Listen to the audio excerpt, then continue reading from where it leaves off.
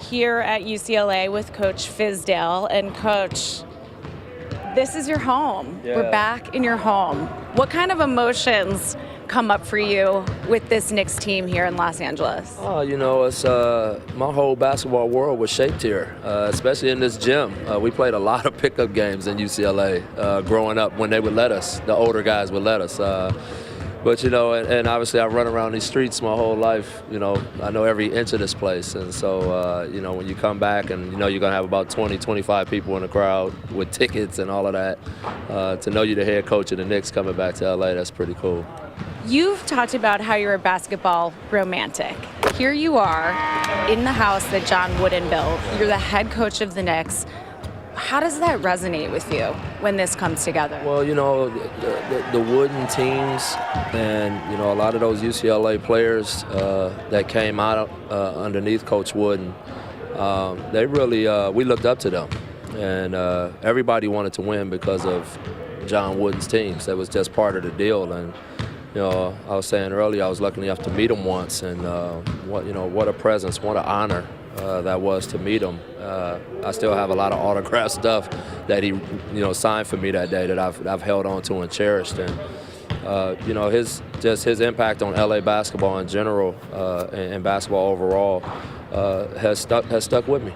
So you grew up in South Central.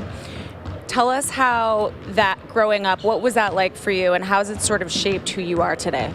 Well, it obviously was a tough time in LA, and there was a lot of stuff going on then that's still happening now, unfortunately, with the the police videos and police brutality and things like that. And so, we kind of grew up in a world of somewhat fear in a lot of ways, because it was either gang violence or if you got pulled over by police, you wasn't sure how that was going to go. So we had a tight-knit group that kind of got each other through it. A lot of the kids that I grew up with playing junior high basketball, a lot of us went to the same high schools. We all protected each other. We stayed close. We were lucky enough to have really committed coaches. My coach Al Birdsong, who's been with me since I was 7, 8 years old. He's just been so protective of me and all of us. It's a lot of guys that came out of here together at the same time. It was Kevin Ollie and Cedric Sabalas and Chris Mills, and we just had a little hotbed of players. But we were lucky enough to have adults around us, coaches around us that really cared about us. And the Harvey Katanis at Fairfax High School, the Ed Azams, Willie West at Crenshaw, Sam Sullivan, my cousin at Fremont. All of these high school coaches really had a vested interest in us and our success. And, to grow up in such a rough environment, for a lot of us to make it out and be successful, it's a testament to those people. And I know you said you've taken a lot of pride in being a basketball player at that time, and you're talking about the adults at that time that influenced you. But what did the game do for you? It did everything. It kept me away from situations that could have been the wrong way.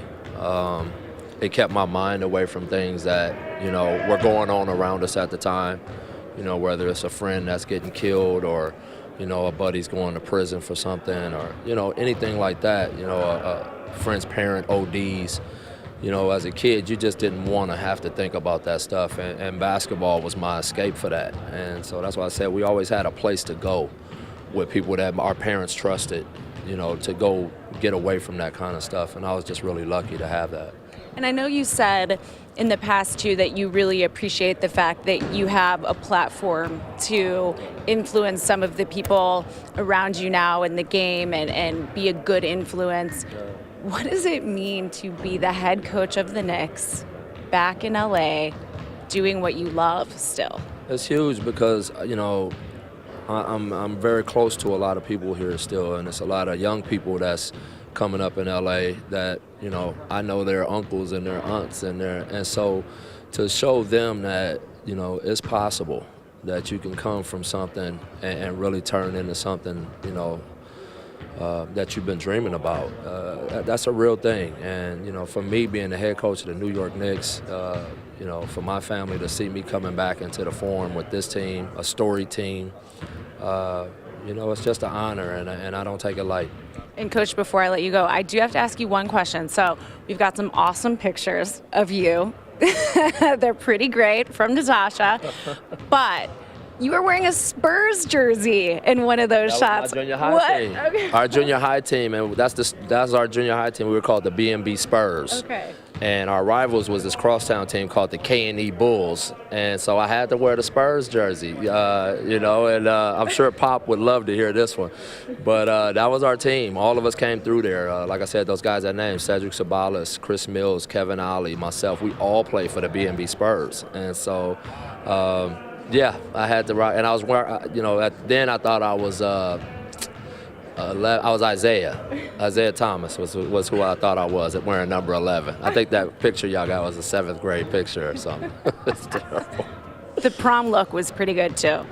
Listen, I'm telling you, I had the Jordans, I wore the shorts, and my grandfather approved all of it. My mom was so peed off about this. She wanted me to wear the whole tuxedo and look like and here I am. And that's why I laugh at these guys, because I wasn't much different. I was trying different stuff and doing crazy stuff, and my grandfather gave the okay, and that's the picture you got. I love it. The Jordans are amazing. Coach, enjoy your time back here, and we're grateful that you're in New York now, but thanks for your time. Thank you.